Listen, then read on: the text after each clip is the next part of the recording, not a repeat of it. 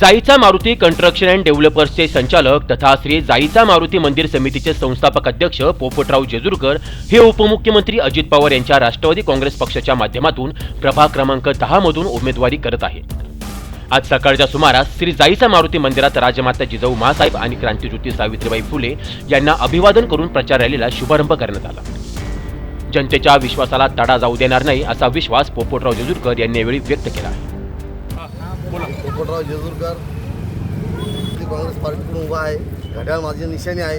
तरी सर्व नागरिकांना विनंती आहे, मला एक मत देऊन विजयी करा भरघोस मतांनी, एवढीच विनंती करतो। आणि मी प्रभागाचा विकास करण्यासाठी कटिबद्ध राहीन ही ग्वाही देतो। जय हिंद, जय महाराष्ट्र। काय काय मुद्दे घेऊन जाणार आहे आपण प्रभागातले? काय मुद्दे घेऊन जाणार आहे? काय मुद्दे? सध्या आपल्या प्रभागामध्ये पाण्याची समस्या भरपूर मोठ्या प्रमाणात आहे। त्यानंतर रस्त्याची समस्या आहे। त्याच्यानंतर गार्डन बघितलं आपण तर ते अस्वच्छ एकदम। त्याच्यानंतर नाना पार्क झालं पाहिजे, लहान मुलांना खेळण्यासाठी चांगलं गार्डन झालं पाहिजे। अशा भरपूर समस्या आहेत त्या ज्या नागरिकांच्या रोजच्या दैनंदिन जीवनामध्ये असतात। त्या समस्या निवारण करेन मी आल्यानंतर व सर्व नागरिकांना एकच विनंती करेन का भूलथापांना बळी पडू नका। कारण लोकांनी खूप आम्हाला मी 25 वर्षापासून कार्यकर्ता आहे, पण आता ह्याच वेळेस मला नागरिकांनी सांगितलं का या वेळेस तुमचं जो 25 वर्षाचं कार्य आहे तर तुम्ही या वेळेस उभं राहा, आम्ही तुम्हाला भरघोस मतांनी निवडून देऊ। त्याशिवाय मी उभा आहे। तरी सर्वांना विनंती एकदम मत द्या आणि निवडून द्या। बघा विकास केल्याशिवाय राहणार नाही।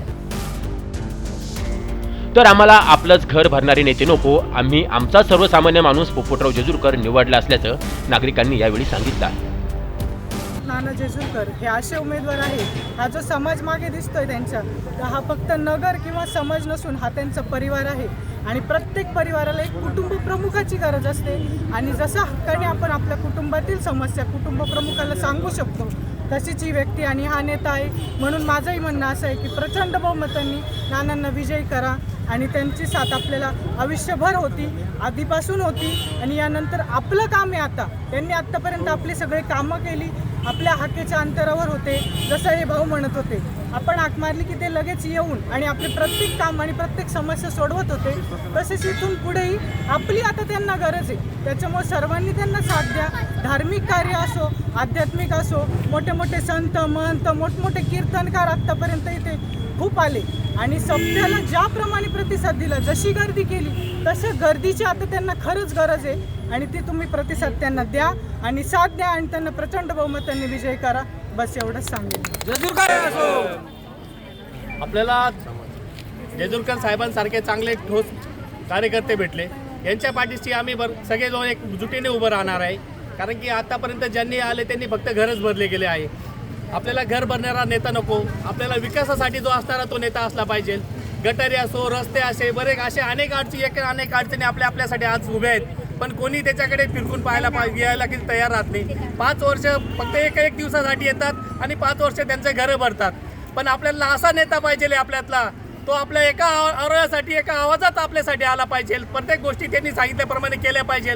नागरिकाला काही नाही पाहिजे असतं, नागरिकाला फक्त एक त्यांचा तो जो परिसर असतो तो स्वच्छ आणि क्लीन, काही मुलांसाठी खेळण्यासाठी जागा, रस्ते, अशा अनेक अडचणी आपल्यासाठी आज उभ्या आहेत। पण असा कुठलाही नेता फक्त तो घर भरण्यासाठी नेते तयार होतात, आपल्यातला सामान्य नेता असला पाहिजे। तसा नेता आम्ही आज निवडला आहे। जेजुरकर साहेबांसाठी आम्ही सगळ्यांनी एक जुटीने मागे राहणार आहे। जेजुरकर साहेबांचा विजय असो।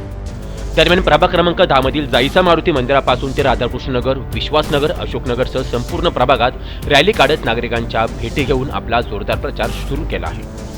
तुषार ढेपले, अटल न्यूज, सातपूर।